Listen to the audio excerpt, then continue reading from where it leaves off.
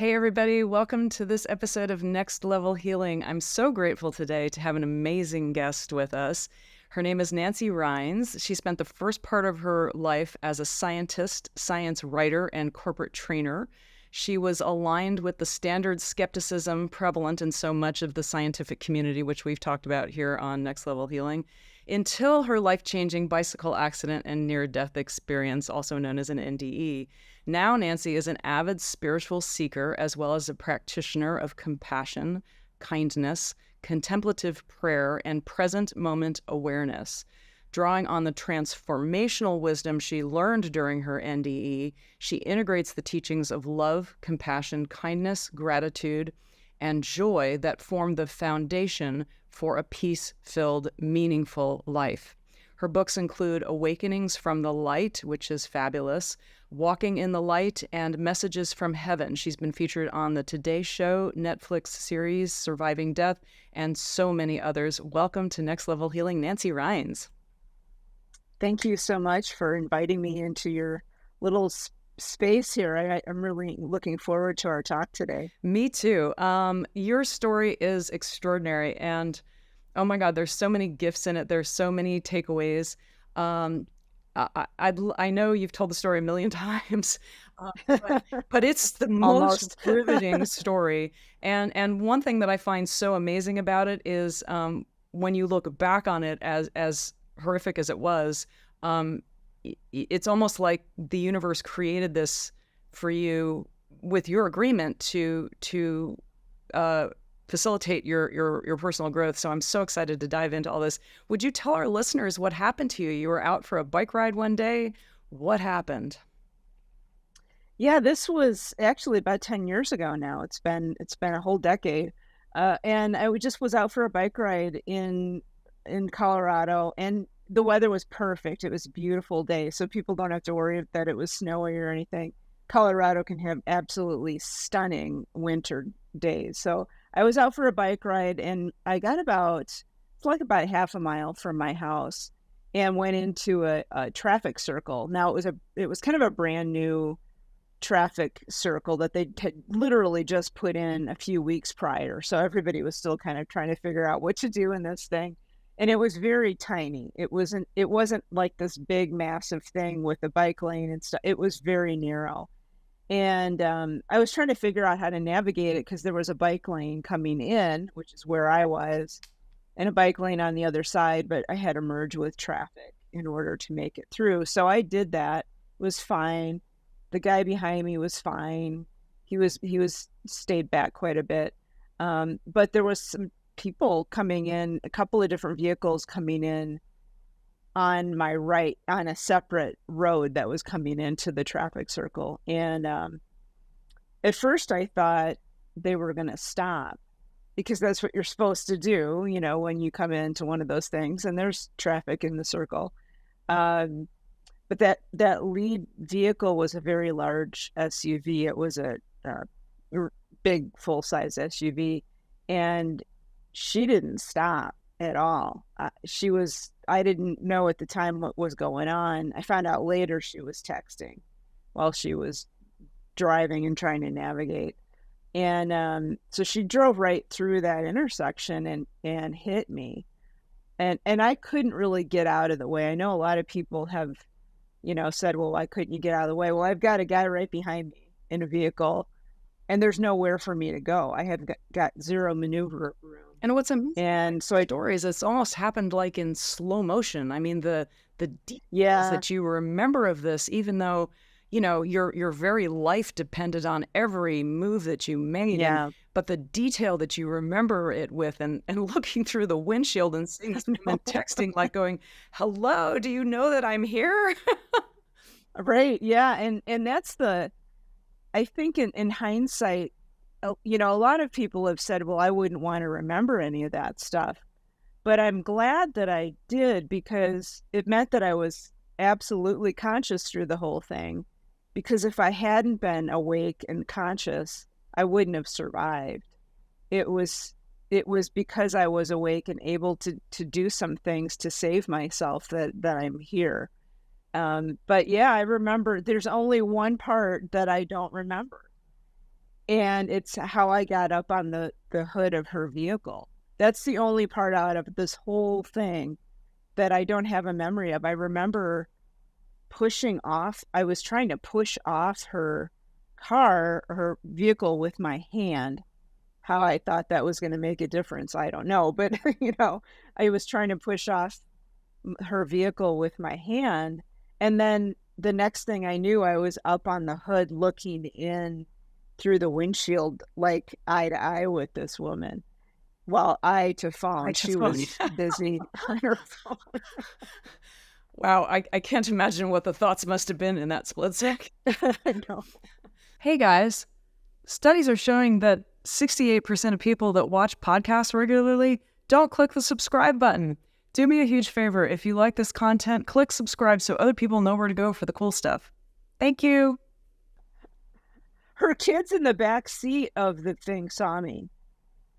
Her 2 little boys, and I can't imagine, like, I'm sure they're been traumatized by this, but they saw me. I could see their little eyes looking between the seats, and they saw me, but she didn't. She was really busy with her phone. Yeah, so I'm like, you just said, like, can't you see that I'm here? She didn't even notice that I hit the hood. How could you not feel a thud it would be funny if it wasn't so life-threatening. I know. It's crazy how unconscious people can be when they're driving, especially if they're distracted. And the fact that she actually ran over my bike with her tires. So she didn't feel that. So how did you get from the hood of the car, which, I mean, this whole step-by-step thing was just harrowing. Yeah. Yeah, so I was on the hood trying to hang on because I thought, well, shoot, if I hit the pavement, I'm dead. But because of where I landed, I couldn't grab onto anything. So I basically just slid down the hood as she's driving. She still doesn't see me, by the way. So she's driving like she's going home, she's going home from the grocery store. And so I slid down and I just couldn't grab onto anything. And I ended up going over the front and hit the pavement with my left side. And that was not a happy experience. I mean, I heard bones breaking, and that was not good. It's the first time I've ever broken a bone in my life. And so I knew that I was in trouble on my left side. But my first thought really was, she's going to run over me with her wheels. And that's what I was really afraid of, because you just don't survive something like that. So I didn't really understand what I was doing. I remember reaching up and I grabbed on as her vehicle's passing over the top of me. I grabbed onto part of her axle, I guess, is what it was. And I was kind of hanging on with my right arm. My left I couldn't do anything with it because I had broken this collarbone here.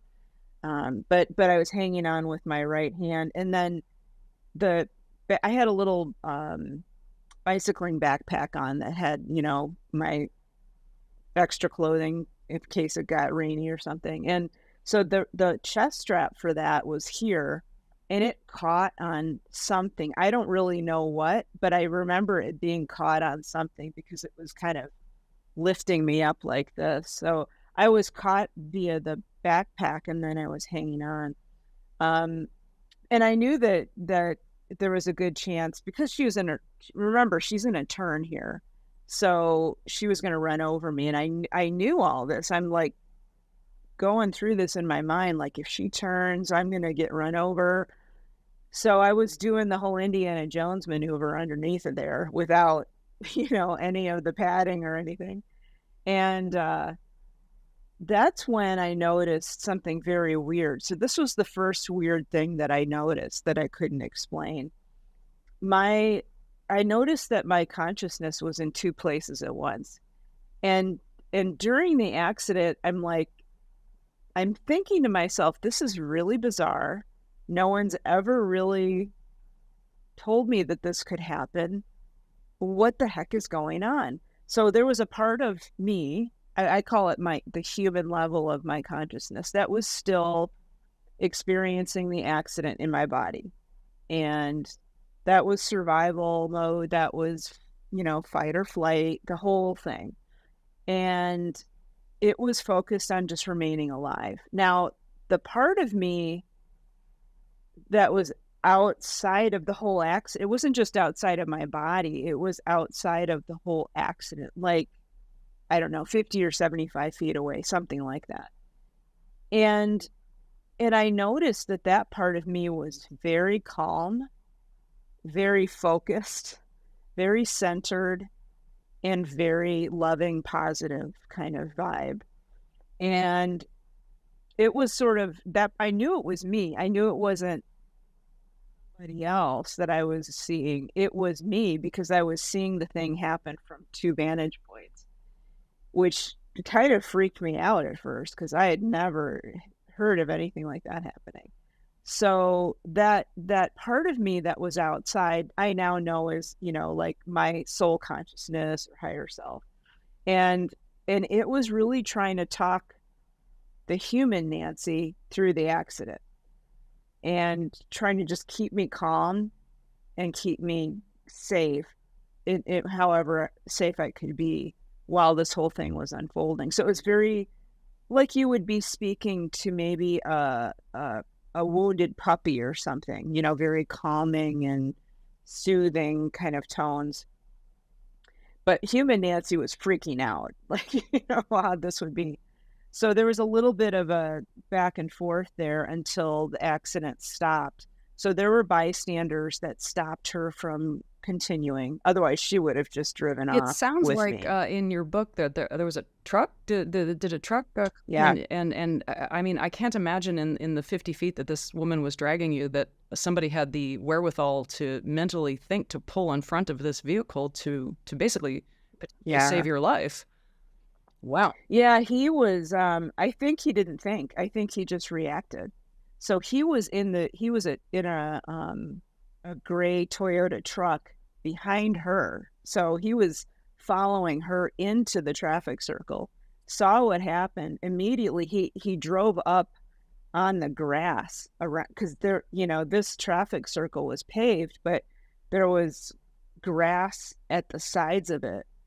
And he drove up over the curb on the grass to get around and stopped her, because he could see what was going on. I'm just curious, what's his like background? that. I mean, is he a firefighter or some kind of rescue person?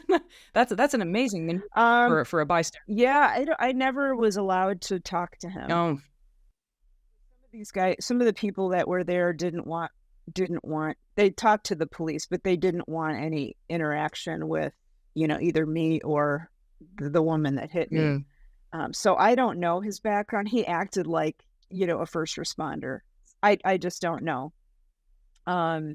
There were other people at the scene who were like right on top of things. There was the nurse that came out of nowhere.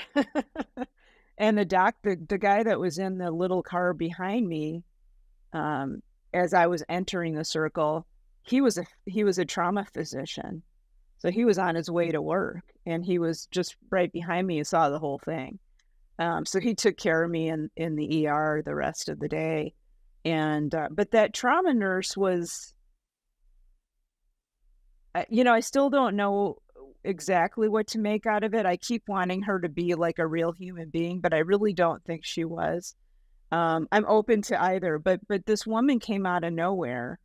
And, as I'm laying there in the ground after they've, stopped the accident, and kind of, I started to try to wiggle out from underneath the truck, underneath the SUV. Because my first instinct was to get up and run. Well, to get up, hit her, I was going to, do something to her. I probably wouldn't do now, but back then I was going to, give her a piece of my fist. And that's what I wanted to do. I just wanted to deck her and run. I'm not necessarily proud of that first one, but that was my first reaction. Like, I need to keep myself safe and get the heck out of here. So I was going to attack her. The animal instinct was attack and run. Very built into our nervous system. Exactly. And it was it's still bizarre to keep that in mind. Like, oh my gosh, we really can go back to that animal reaction. And it's beyond thinking. You just do it. So I was going to try to get up and hear things and run away. And kind of like starting to wiggle around. And this woman comes up from I don't know where, because I can't really see. I'm, laying on my back on the ground looking up. And she put her hands on my shoulders and she told me her name was Anne and that she said a trauma nurse. And that's all I heard was her name and trauma nurse. And then she said, um, you need to stay on the ground. I'm going to keep you on the ground until the paramedics come. So she actually physically, I could feel hands on my shoulders. So she was physically keeping me pinned to the ground Which because she could see I was life. struggling. Yeah, like if she hadn't done that, we found out later in the ER, um, effectively, like there weren't too many bones in my back that were not broken. My neck was really a mess. It was, I think, 4 vertebrae in my neck were broken in multiple places. Um, all of the tendons and ligaments that go up and down your neck, all of those were torn. So I had nothing really except the spinal cord holding my head on and in place. So if she hadn't held me down, I would have instantly kind of flopped over and my neck would have broken, like probably right at the base of my skull. It was pretty bad. So whoever she was, so grateful that she was there and responded. And of course, the doc came out too. He got out, he parked his vehicle and came out. But so the two of them were with me while the paramedics were coming. They were close by. Everything was like happening very quickly. The paramedics were a couple blocks away. The hospital, the trauma center was like a half a mile away, if that. It may not have even been that far. So I was in a really, I guess, a good spot for this to happen. But eventually, yeah, that when the paramedics came, because they were, they were starting to feel around to see what was wrong with me, the pain level just went through the roof. I couldn't imagine being in so much pain. It was crazy. And that's when those two parts of me came back together in my body, was when the pain got really high. And it was like slamming, like that other part of me just slammed back in. I'm like laying there. I'm not even thinking about the pain. I can feel it, but all I'm thinking about was, what the heck was that just happened? I didn't say anything to anybody, but I'm thinking, oh my gosh, what was that? I had no idea what that was all about. So they took me to the ER. It was bad. I mean, the doc that was in the car behind me he came in like every 15 minutes just to make sure I was still alive, because every time he came in, he'd say, I can't believe you're still here. Like, you shouldn't have survived that. He couldn't contemplate that. He couldn't make it, that couldn't make it into his brain. Like, Actually, how did you survive? Yeah, many Wow. times. He said people just normally don't survive that kind of accident. He said, we see these kind of accidents all the time, and you're the first one that survived. How did it feel to you to hear that? Well, I wasn't really thinking too much about that. I mean, I knew it was bad, but for me, I'm thinking, well, I'm here, so I guess it mustn't have been too bad. Because I was awake, they didn't put me under. I was still quite conscious. Even with, I had a head injury, I was still perfectly fine. I was functioning and I couldn't move, but my brain was functioning really well. And I'm like calling my family on the phone and I'm thinking, well, it can't be that bad. But, it really didn't dawn on me until after talking with a couple of different trauma surgeons who were there. where I realized that they've seen a lot of these and people don't normally survive. Wow. What were the next steps leading up to your surgery? Yeah, so they did the whole, like, here's what's wrong with you. It was a crazy number of broken bones. Like, at least probably like 24 broken bones in multiple places. So they kind of stopped counting because it was just so bad. And so they put me into the ICU because the biggest trauma was to my spine, as you could imagine. And my lower back was really in tough shape. My neck was in tough shape too, but my lower back was worse. There was one vertebrae that was there was about 30% left of it. How many years ago was this, 70%. Nancy? 10. Okay. This was 10, yeah. So my L1 vertebrae was basically had exploded on impact. And there were, the whole thing, they needed to get in there and clean up the shards of bone so that, because one of them was impinging on my spinal cord. So they knew that they were going to have to at least do that. But they decided to put rods in my back so that I could heal without being flat on my back for the next 6 months. So those were two options. Like, you can heal laying down for 6 months, or you can get rods in your back. And so I opted for the rods. And so that was what the surgery was for, was to clean up the back and then put those rods in so that my back could heal straight. And that's where the main NDE happened, was as surgery started.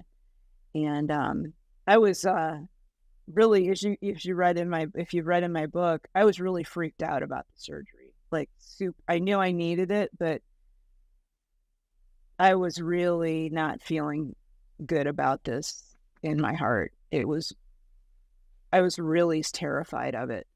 And I don't think that had anything to contribute to it, but I think I knew something was going to happen, because that time doesn't really work the way we think it does. And so we tend to get hints of things that are going to happen before and I kind of had a feeling.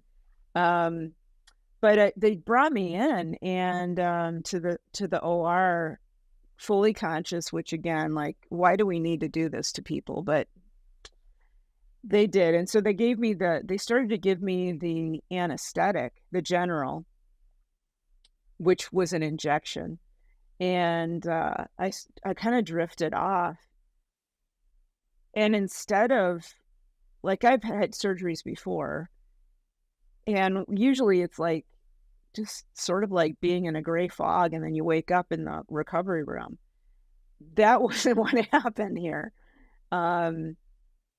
What happened was that I woke up and I thought I was outside standing up, which, number one, I'm in surgery. I knew I couldn't be standing up or outside, but that's what I saw. And it was beautiful, absolutely beautiful. There wasn't like a sun or anything in the sky, but it was bright. It was like this bright silvery blue sky. Was it like a natural environment, or was it just like a ethereal environment? It looked, at first to me, it looked like natural. It looked like, quote, real. Like a meadow or mountains or...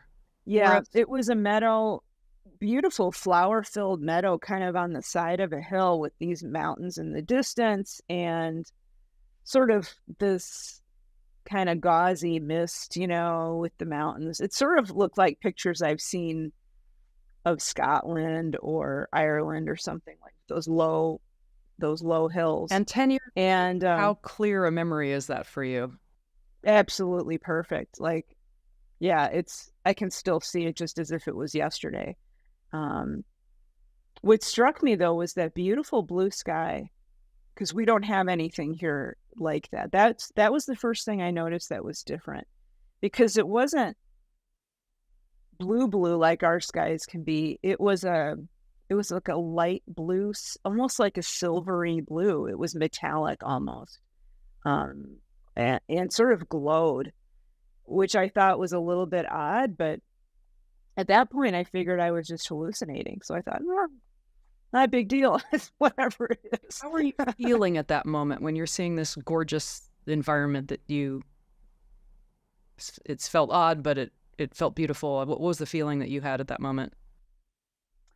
I was very calm about it. I thought, I was thinking, well, I knew I was in surgery, and I thought this is a really great place to spend surgery. It's calming. I like it. It's pretty chill. It's exactly where I would want to be because I like being outside in that kind of environment.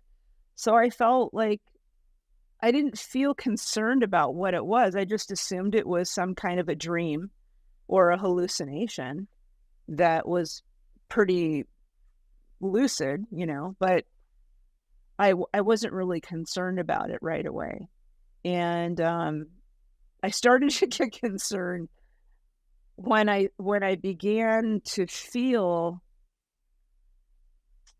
stuff coming through me like energy waves. So I could feel this sense of peace and comfort kind of surrounding what I assumed was my body. But it was like a warmth that was coming in all around me and just embracing me like this big energy hug of love and peace. And that's when I began to start wondering what was going on, because when I felt that, all of a sudden I started thinking there was a remembering that this here on earth was the dream, that this existence was, I call it a simulation. That was the first, I was starting these like little glimmers of memory, like, oh yeah, that's right. Where I am now is real. This is home. And that place on earth, that's really just an illusion or a dream or something. The better term now I use is simulation, but back then I was kind of struggling with what word to use. But I knew it wasn't, quote, real for us, our souls. And I was beginning to get these glimmers of memory, like, I'm back home finally. Finally back home. Yay. Starting to get really excited about that. And then it was a very bizarre struggle because I'm still attached to the Nancy, me, the human self. And that human self, that self-identity crept in and said, now, wait a minute, what's going on here? It seems like I've died. But if I have, I don't belong here. My parents told me that atheists go to hell. Where am I? So there was a little bit of a human struggle versus the soul struggle there about what was happening. And then there was that crazy sounding at first voice. It was deep and booming, but not loud, that came in and said, this is your home. You are a child of mine. You are a part of me. I think it actually said you're a part of me. I felt as though it was like you're a child of me, but actually I think the words were, you are a part of me. Welcome home. And the welcome home just laid me out flat. I started to weep. Or at least I felt I was listening to this. It's so beautiful. Yeah. It still chokes me up even today when I remember that, the power of that, you're a part of me, welcome home. And it was the welcome home that finally triggered all of those memories to come back. And then I realized, oh my gosh, that life that I had as Nancy is part of some kind of a simulation. And this is really home. And then that was the point at which I didn't want to leave. But unfortunately, that wasn't going to be. But I had that moment of really fully remembering that I chose to come here.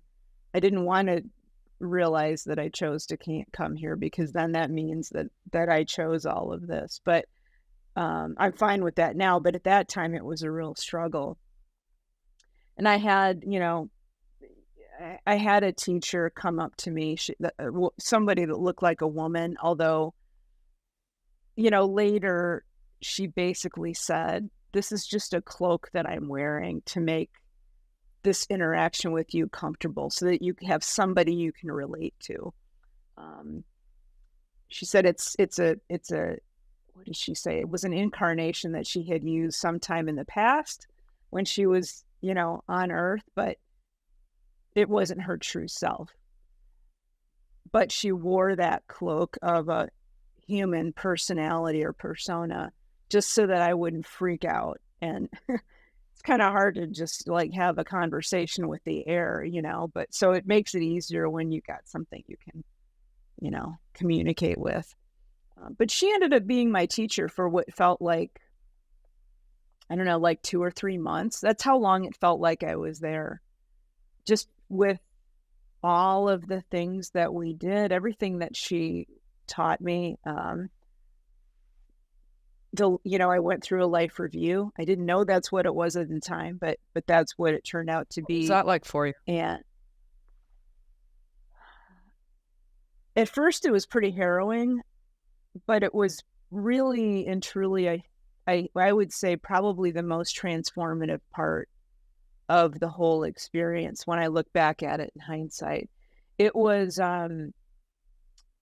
it wasn't like a lot of people, everybody's life review is different.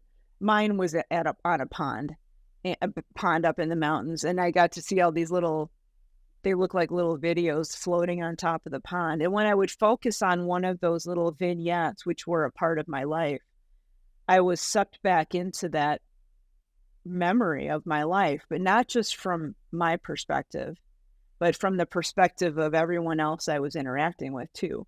So if I was doing, let's say if I said something to hurt someone, especially if it was intentional, not only would I experience my own memory of that event where I was kind of being a jerk, but I was also experiencing the feelings of the other people when I said that nasty thing to them.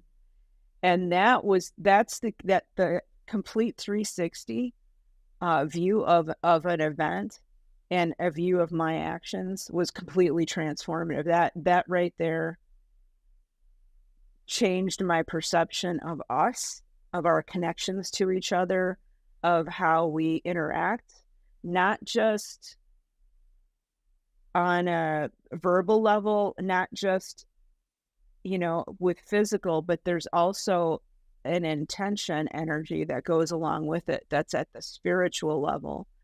And all three of those things I was experiencing from all perspectives.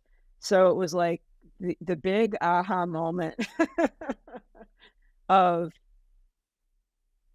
how I present myself to other people, physically, verbally, mentally, and spiritually as well. The thoughts matter. I hate telling people that because that's a tough one, but thoughts matter. Did you see thoughts or energy where you were just thinking something and you could feel the effects of that? Beautiful. Yeah. Thoughts matter more than we want them to.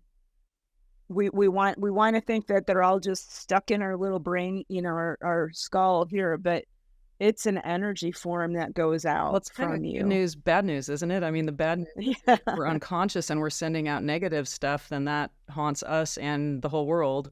But if we raise our vibration, that also affects us and the whole world. Exactly. And that's the hard part, is just as you described, when you're unconscious to it and you're putting out all this energy with your, I don't call them broken thoughts. Some people do, but they're thoughts that are not helpful for you or anybody else.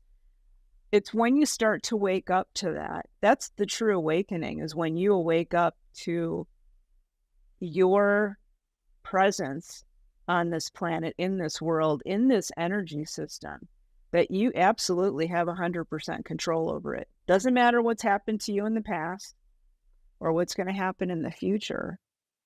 It's your consciousness brought into the present moment can really change the energy that you're putting out, and that actually changes your own future as well. So if you're putting out really good stuff, that actually kind of goes out from you in waves, whether it's thoughts, whether it's words or actions, it doesn't all of those things matter. And that can change the people around you. It can change, excuse me, it can change an event.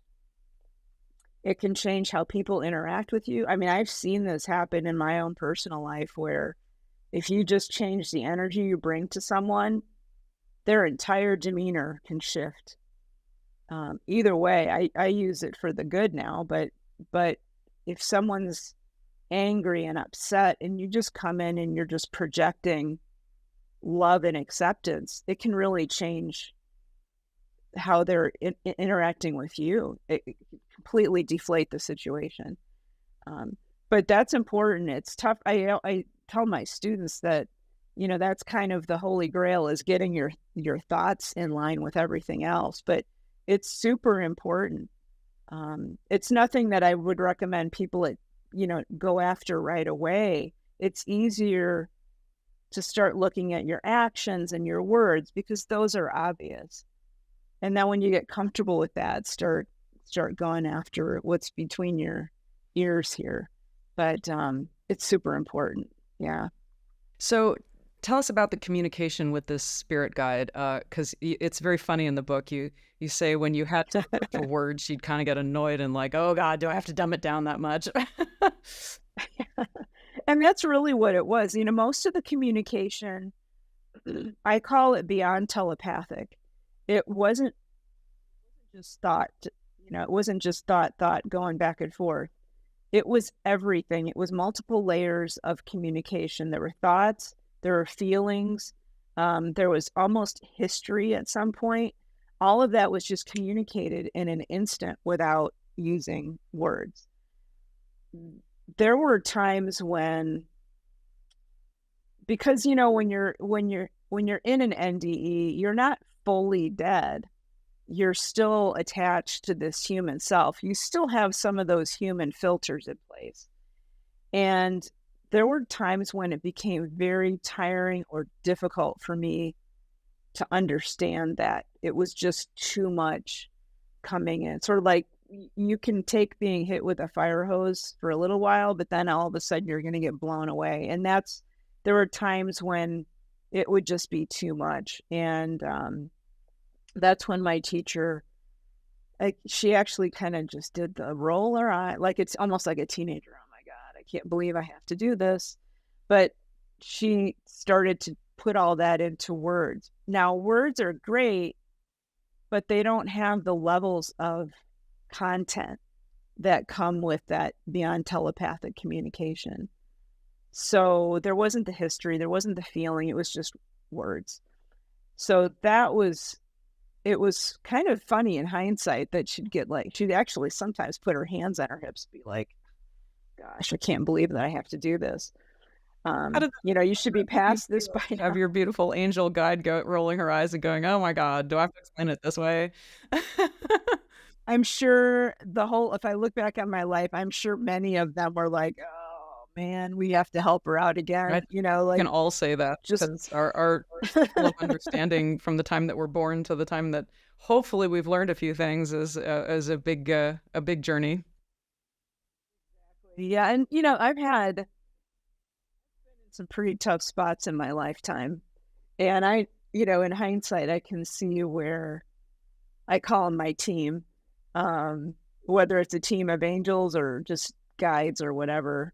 It's a mix, but where they've intervened to basically save my bacon a few times. There was a time when I was 4 years old where I fell off the side of a building and hit the pavement and it's another one. I should have died. I should have been at the very least had every bone in my back broken, but I had no bones broken and I was fine. And during my NDE, one of my, quote, angel friends, they don't call themselves that, by the way, we do, but he had a kind of a masculine presence, and he showed me at least 4 different times where he's basically put a bubble around me to save me, because I had gotten into some pretty tenuous situations.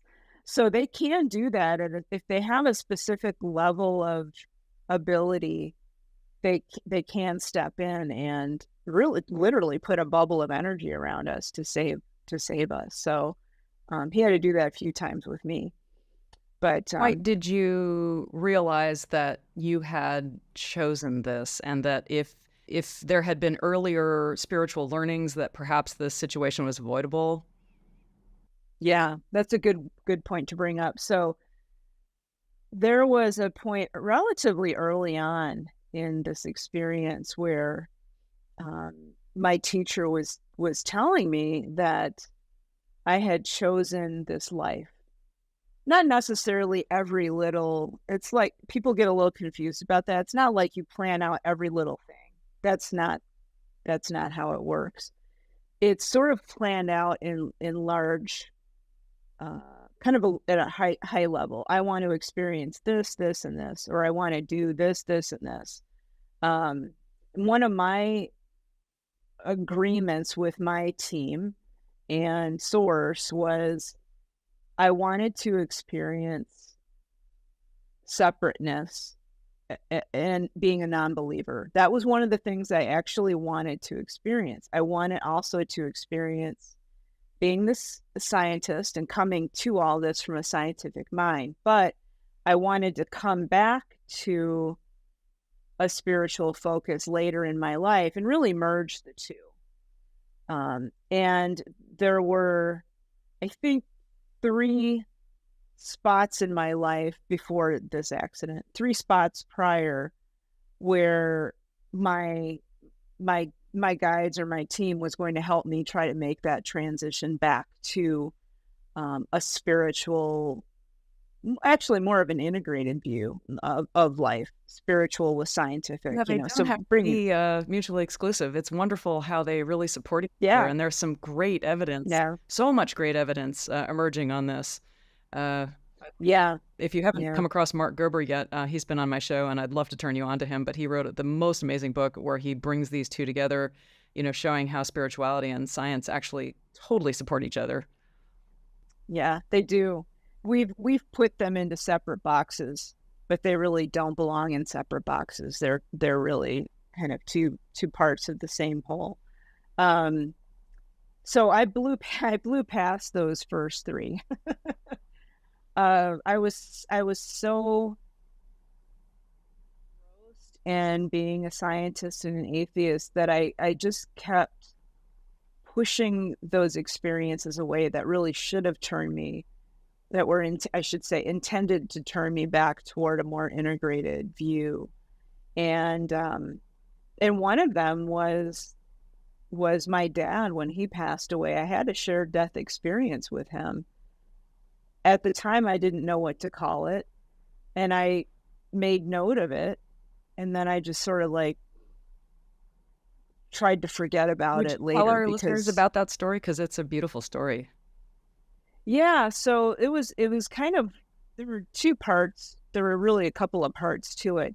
Um, all happened on the same day when my dad passed away. He had been ill for, gosh, 6 or 7 years with cancer, and um, was terrified.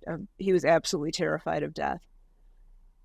The morning that he died, I was asleep in my home about, I don't know, 250 miles away. He was near Spokane, Washington, and I was in the Seattle area. So that's about a 6-hour drive by car. And I was asleep in my bed. It was 4 a.m. And I woke up kind of out of a sound sleep. Now my partner, uh he was having a hard time sleeping that night. So he got up actually at some point, went and slept on the couch in the living room just so he wouldn't disturb me with his moving around. So I was in the bedroom alone. And I woke up at 4. It was almost on the dot at 4 a.m. And I'm looking at the base of my bed and my dad's standing there. I'm like, what in the world is this? But he didn't say anything. I knew it was him. And he just basically, I could feel the goodbye coming And just to give you people a little bit of background, my dad and I had a really contentious relationship. I'll just leave it at that. It was challenging to grow up with him as my father. Well, leave it there. But there was a lot of love that he had for me, and he was very concerned about me. And he was there just to say goodbye. He wanted to check up on me, I think, one more time. And then I'm watching him, and all of a sudden he kind of backed up away from the bed. And then it was like there was a curtain that came over the front of him. And he just stepped behind that curtain, and that was it. And I knew he had died. As that curtain passed over, this image that I saw of my dad, I heard the phone ring, and my partner picked the phone up. And he came in to tell me that my dad had just died. And I said, well, I already know because he was just here.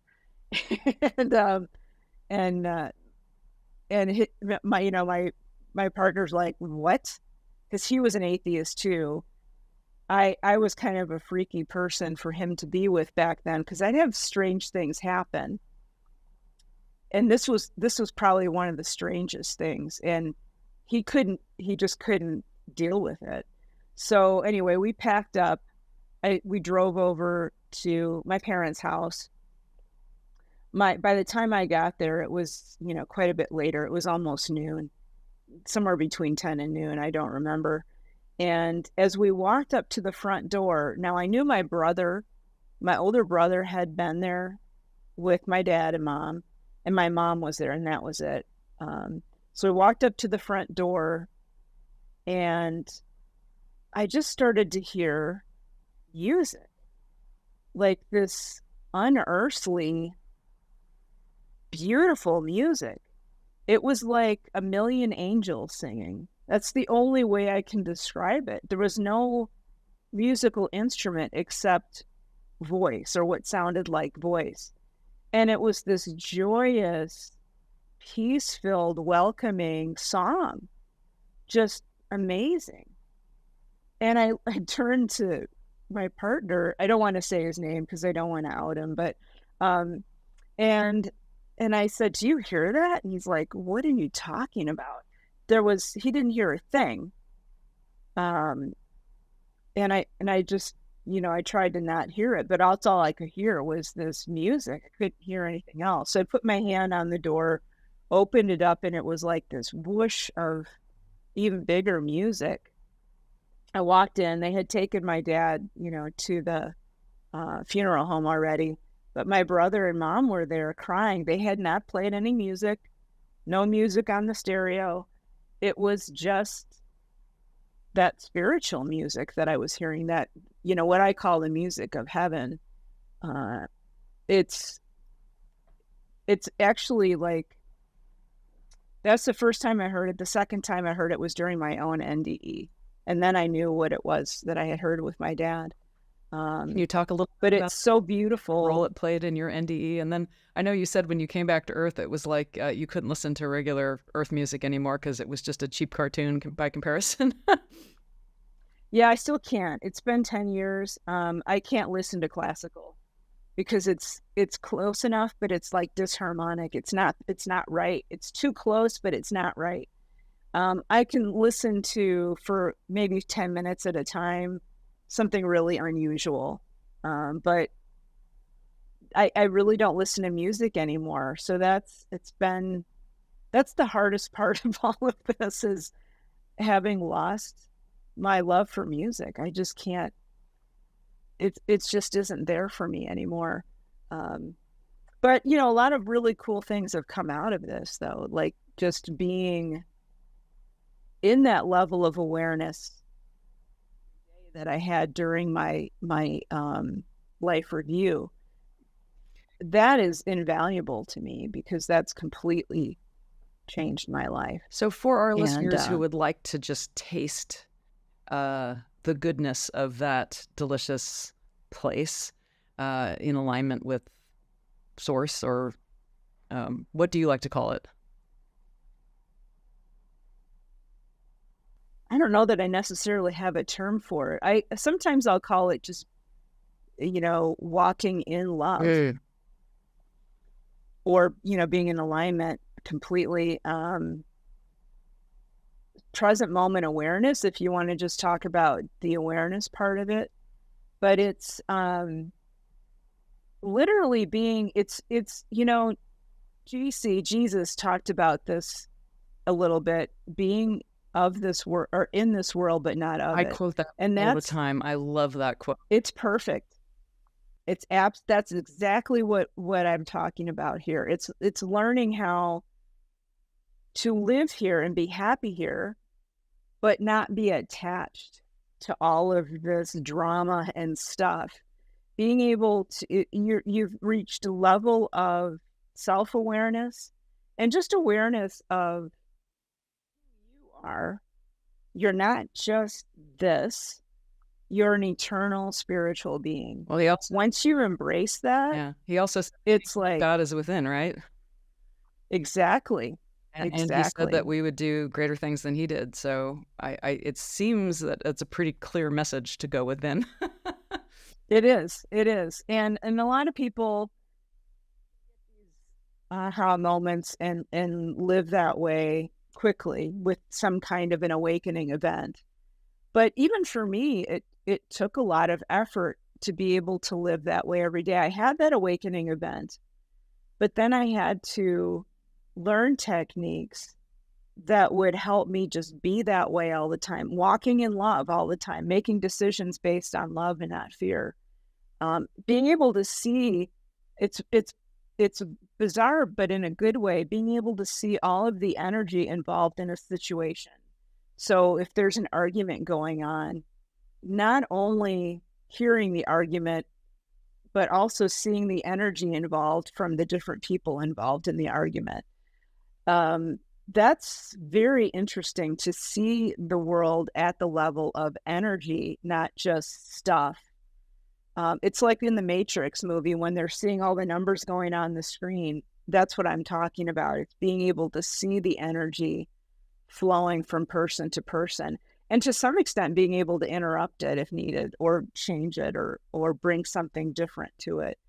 But really, it's the awareness of, I can be here in this life in love, walking in compassion, spreading love and compassion, taking care of myself at the same time, but not being attached to all the drama and all of the intrigue that we like to bring into our lives as human beings. And so it raises your awareness up a notch. It's sort of like being a hawk on a pole, looking down at the earth and seeing everything from up above. You're able to see how you're interacting with people, how other people are interacting with you from a non-attached perspective based on love and compassion. What are It's, your top daily or weekly or monthly practices that just help elevate your perspective? yeah. So first of all, I try to be outside at least every day, once a day for a little, even if it's just a 15-minute walk. For me, that's I need to have that. Now, practice wise, usually in the morning, I'll do, I don't have a ton of time for meditation, but I do meditate between 15 and 20 minutes before I actually get up out of bed. So I'll wake up, go into a meditation. I'll do intentions for the day then at that same time before I get up, and then also some gratitude. And those things really do help, especially the gratitude, really getting into it. Cement yourself. For me, it's still, I'm grateful I can, use my hands and I can walk. So what has that 10-year physical healing process been like for you? It was honestly, I hate to say it, pretty easy. Yeah, and that astounded a lot of my docs. I had, like I said, it was a well over 100 different bone breaks, fractures, and at about week 4 after my accident, I had all my casts removed, which was startling because I had, even with the surgery, I was still in a full body cast. It was removable, but it was still a hard body cast, and I had, um, neck braces on that were those hard plastic things, and, I had a lot of gear that I was wearing. So all of that came off at week 4 after the accident. Usually that's 12 to 16 weeks before, bones can heal up. And I was pretty fine, like no pain really to speak of the whole time. In fact, the docs when I was still in the hospital were trying to pump drugs into me to keep me pain free. I'm like, guys, I don't need it. Yeah. I'm fine. So nice. I don't need the Pain pain meds. Some of that can be attributed to like the post-trauma euphoria thing, but it lasted for a very long time, and I never really needed to be on pain meds. Well, I'm sure you're familiar with Anita Marjani's story, where Yep. she made a decision and came back and then just, healed from the absolute Yep. impossible. So it does seem, Yep. and I just worked with somebody who had low back pain from an injury for 40 years, and we just went and fixed in his subconscious mind what was getting in his way. And he had a near-death experience when he was a young man. And I said, well, are you surprised that in just a month, 80% of your pain's gone? And he says, no, I know how powerful my mind is. So Exactly. it's pretty exciting when you think about what your heart and brain coherence can do. And wow, I'm just so deeply impressed that you snap back that quickly. Yeah, and it is the coherence, but it's also the coherence with source too, with the universe. So there's another layer there that I think for people who like Anita, who had she had a really, really serious illness, or me who had a trauma. There's like a 3-month period after an NDE where you're sort of in this. I call it almost the afterglow time when the energy of source is still surrounding you. And I think that has a huge part in these quick healings too. If you can align yourself, whether you've had an NDE or not, more with that source energy, it makes healing a lot easier and faster. Would you say that heart and brain coherence is connection to source? Yeah, I think so. I think I should say it can be. I think there's a somewhat deeper level that we can go to. These things aren't just like in these little pockets. You can always expand your connection to source and make it stronger and stronger. So the stronger that you can do that, and heart coherent, the heart really is the window to source. That's certainly one of the things that I learned.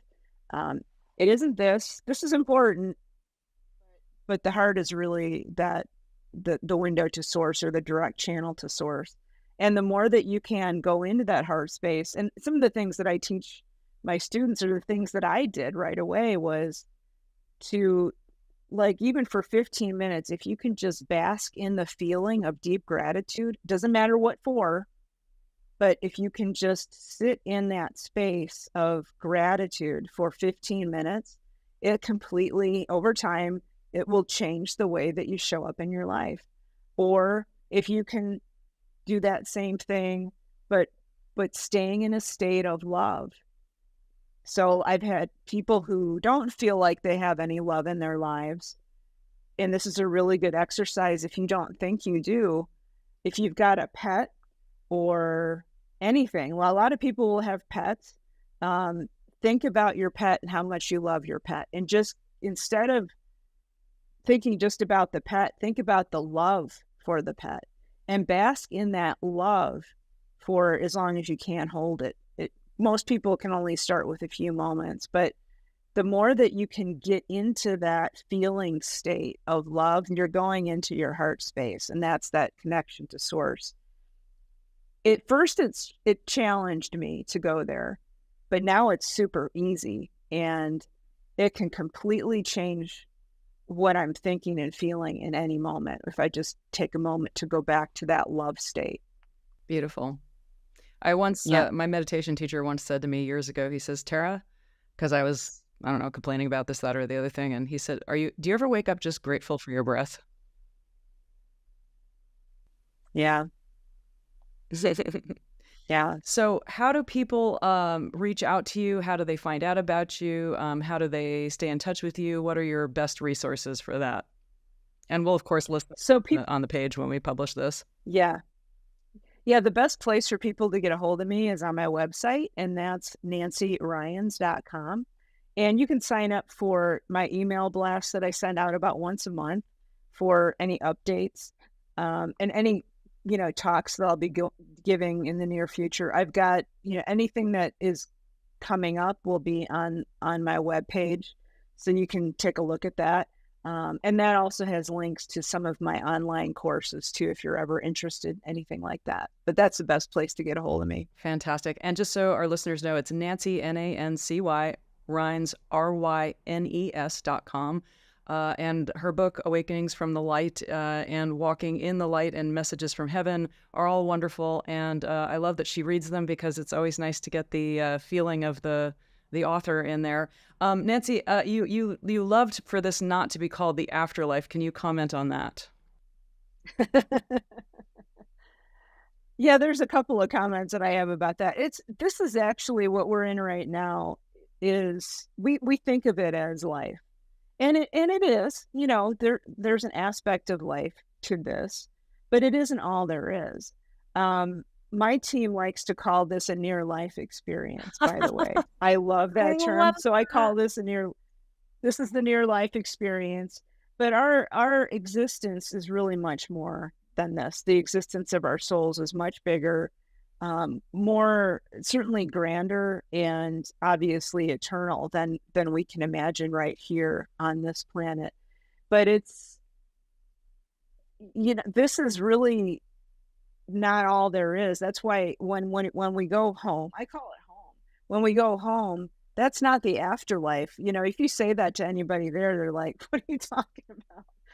That thing that you're in down there, that's just you know, a drop in the pan. It's not even worth talking about to some extent. This is the real life. This Why is do you the think real it's set home." up this way for us to forget and come in here and learn all these lessons?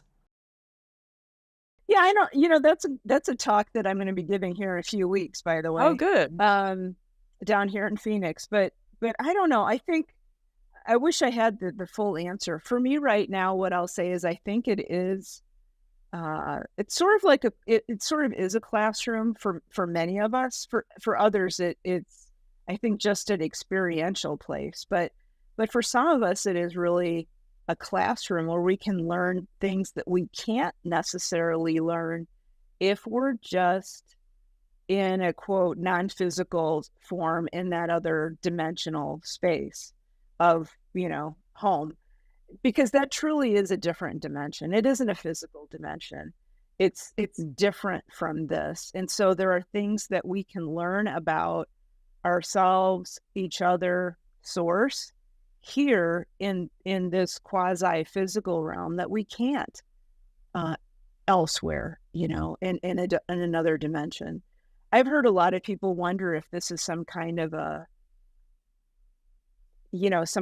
game too. And I guess to some extent you could think of it that way, but for me it's a little bit more serious than just like a video game type of thing, because we are taking away a lot of insights and knowledge and understanding about ourselves and others through this experience. So it's more than just some kind of a game to me. It really is more of that, of a classroom. And the end game, I don't know, I've forgotten. I think though we do have to, in order for us to function here in this human form that we've chosen, we can't carry all of that with us right now. I think the direction of the human shape or form is going to allow for more and more of that to come in. But for right now, we do have to forget a lot. We can't carry all of that with us. If we knew and remembered, I know one person who has remembered pretty much all of her past lives in this life, and that's tough. It's very difficult for her in some aspects of her life to function when she sees somebody that she's known before. So there's a blessing to it in focusing down what we need to do Yeah, let's just get in there, do what we need to do, enjoy ourselves, and then go home. But it's so easy to get distracted if you come in with all of this prior knowledge and remembering every little life you had on this planet. It can be super overwhelming and very difficult for most of us to focus. I can remember a few of my lives, and I'm glad I can only remember a few, because otherwise I'd be like, looking at all of them and trying to make, relive each one of them. That's really the kind of the downside of remembering is, oh, I used to know that person. Maybe we should be friends in this lifetime. Sometimes that's not the case. So think of it as, I think of it as a classroom for now. And I try to learn as much as I can and then help everybody else learn as much as they can. So maybe we don't need to keep coming back here to learn. Yeah. Nancy, I'd love to ask this last question. If you were to go back and talk to Nancy when she was 10 years old, what would you say? That was right about that time is when I started my path toward becoming an atheist, was when I was about 10. And I would probably tell her, look, everything's going to be fine. You're going to have some really cool adventures. Don't be afraid. But also don't be afraid of yourself. So I had a lot of abilities even back then that I was terrified of because I was told they were bad. Being able to see things in the future, see future events, know things that I shouldn't know, being able to do remote viewing when I was a little kid. And I would So tell her, just don't be afraid of you yourself. really dumbed down a lot of stuff because it wasn't conforming with your world. Yep. Yeah. I mean, I used to have so many, what my family were scary experiences because, they were very devout religious people, and seeing future events was not in their paradigm. So I just learned to shut that off. At first I shut up about it, but then I just shut it off. Being able to know things that were remote viewing is what we call it now. Back then I used to call it, I had my own term for it. But I was so scared because my parents were scared. So I would just tell myself, don't be scared of who you are. Don't be afraid of who you are. As you know, didn't believe all this stuff. And then he was presented with scientific evidence, which he publicly said was garbage. And the scientist who presented it said, well, you can say it's garbage, but you actually have to look at it first. And he's like, oh my goodness, all the, the telekinesis, the telepathy, the precognition, it all scientifically is verifiable out to many standard deviations, like 1 in a billion and beyond. So very interesting stuff. Nancy, I want to thank you so much for being on Next Level Healing today. It's been an absolute delight hearing your experience and the resources that you have for people. Thanks so much for being with us today. Thank you so much. I appreciate being here.